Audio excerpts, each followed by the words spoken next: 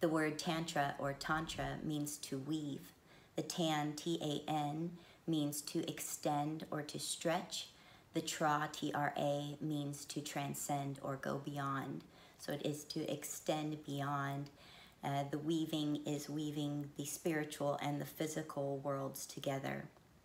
So you can think of Tra also is the root of the letter 3. So think of the triangle, the physical and the spiritual, and they come together to create heaven or samadhi. Samadhi meaning sameness, sama meaning same, oneness.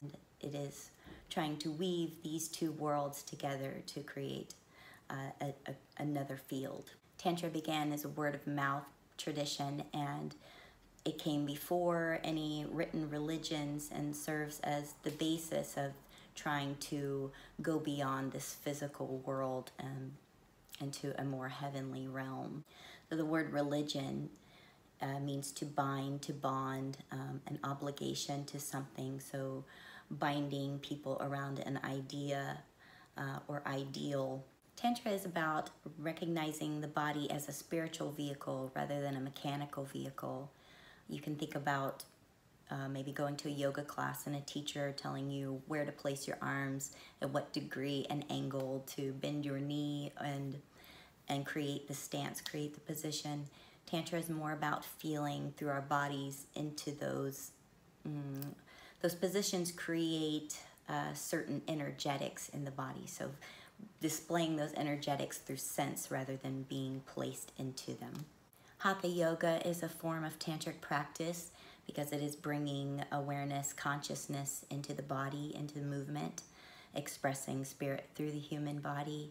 So Tantra is stepping away more from external data coming at you and finding your own inner guidance and being guided by your senses, enhancing and increasing your senses and sensibilities. So Tantra began as the root of all religions when people started to gather and form certain ideals in groups.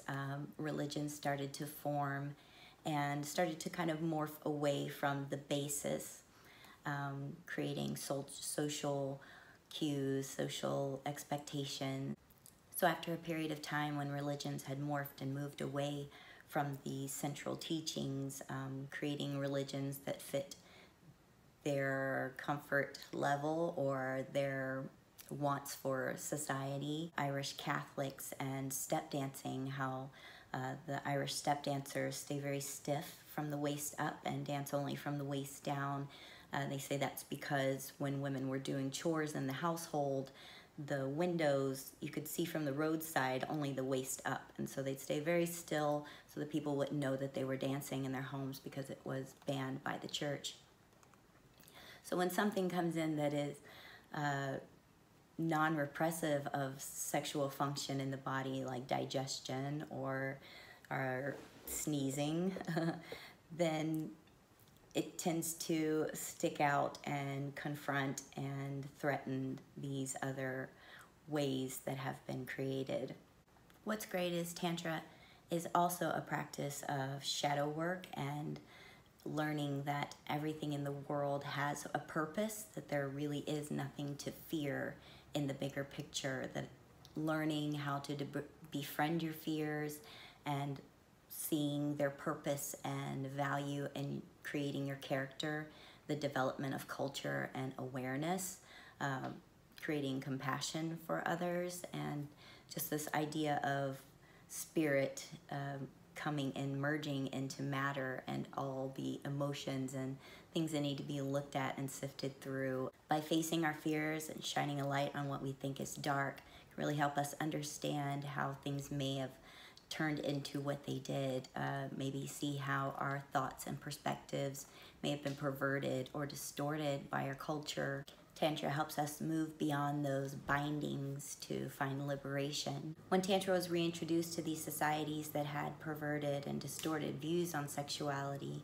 perverted meaning to change the meaning, the original intent of, the fact that it acknowledged sexuality, sexual function, sexual energy really stood out.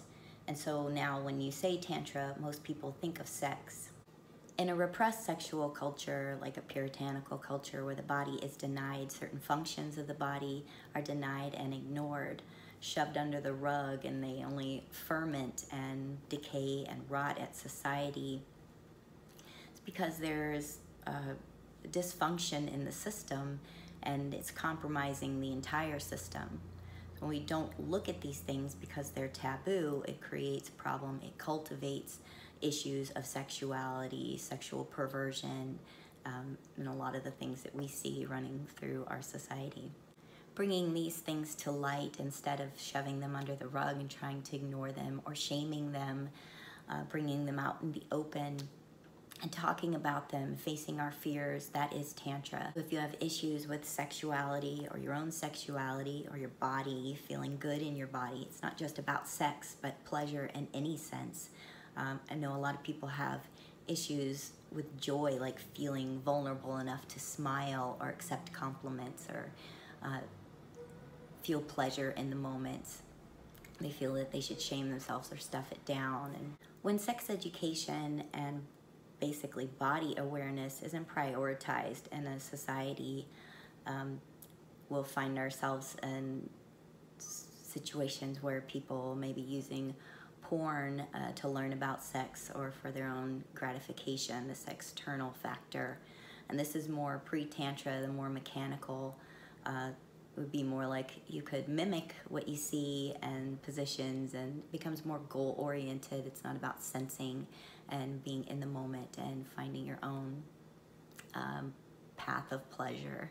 Watching porn also dissociates you from your body and makes you an observer, a spectator, not someone interacting. So it doesn't help you learn to interact with your own energies because you're having to pay attention to something else, and it doesn't really teach you how to interact with someone else's energies. Men use the term I'm visual creature a lot, this visual vice. The corporations are very happy for you to wear that proudly. I'll have another video on that later. The Kama Sutra is something that's also mistaken for Tantra. The ancient Vedic Kama Sutra is a guide on living well.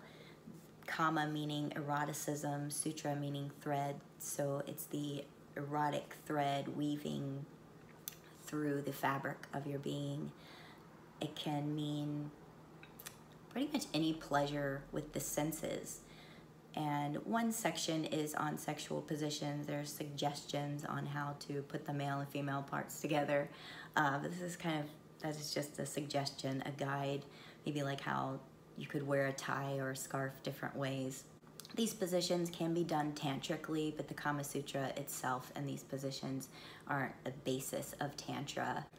There was a European man who took the section of the sexual positions, created his own book called the Kama Sutra, and kind of revised it a bit, and that is probably why most people in the Western world think Kama Sutra, think tantric sex, and combine this idea of what that means. Going back to the idea of religion as a binding or bonding people around an idea like Buddha state or Christ consciousness, it is said that Jesus, there was nothing written on him from ages 12 to 30, and that is typically back then when young boys going into puberty and going through manhood, some would become the wandering yogis or stay in ashrams and practice these tantric yogic practices in order to reach that level of enlightenment. So that's why I think when Jesus came back and was trying to relay his message after his enlightenment, in the Buddhist study, when you study under Buddha, you reach a certain point in your scholarship, your journey, that the lessons become nonverbal. And this, I believe, is also that state that Jesus was in, that nonverbal state of communication. So Jesus and Buddha weren't exceptions to the rule. They were potential examples of the potential of the human that we all have access to. And Tantra is a practice that is going towards that state of enlightenment, that mind-to-mind field. So when you see those people sitting, a couple sitting across from each other, looking into their eyes, they're sharing a field together. they're sharing sensations, so going beyond the mind and the body to that other field that is Tantra. This can be achieved through sex, but typically you have to be able to get in touch with your own inner spirit, your own guru, in order to be able to interact with another spirit or spirits beyond yourself. In reality, we're always interacting with spirit, but to do it consciously, that is the tantric practice. When you return to your inner guru, your home, it guides you through all of the other aspects that you need to learn and grow in. I think spiritual enlightenment can be approached from any angle, sexuality included, but Kundalini awakenings, those things you may have heard of, they don't necessarily have to be a sexual experience. There's a book called The Surrender by Alice something, Google it maybe. She was a former ballet dancer who had a spiritual awakening through anal sex, which makes a lot of sense because the sacrum near the anus is the base of our spine where all of our nerves gather. It's a storehouse of power, electricity. And if it's been repressed and is suddenly released, all of that dormant energy can surge through the system. Kundalini awakening is about the masculine and feminine energies coming together and creating a supercharge of energy. The masculine and feminine in the body, in our culture, we tend to think masculine, feminine, man and woman. Even in the church has, taken the masculine and the feminine from the Trinity, created it man and woman and this union of marriage, which created a lot of confusion on how they should view gays. And I think it's kind of been perverted again, that masculine and feminine. And I think when you pervert it in that way, it really, when you look at it on such a superficial level, it really limits your practitioners. So that masculine and feminine is our yin and our yang, our positive, negative, our black and white, our hot and cold. It's these energies in our body. You can think about a car battery where the nodes, there's two different nodes.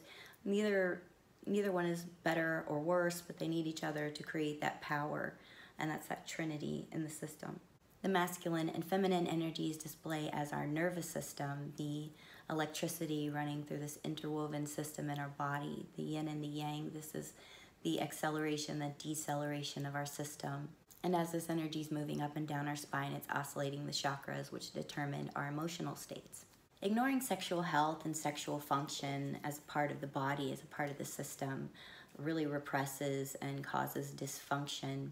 And I think it's really important to be knowledgeable and in touch with this part of your body, not to be afraid of investigating or being curious about sensations and pleasure and trying to detach any stories maybe you've been conditioned to. Because this part of the body serves not only to create life on a physical level, but also creating our own inner life power, our creativity, our life force, our ability to create our own life.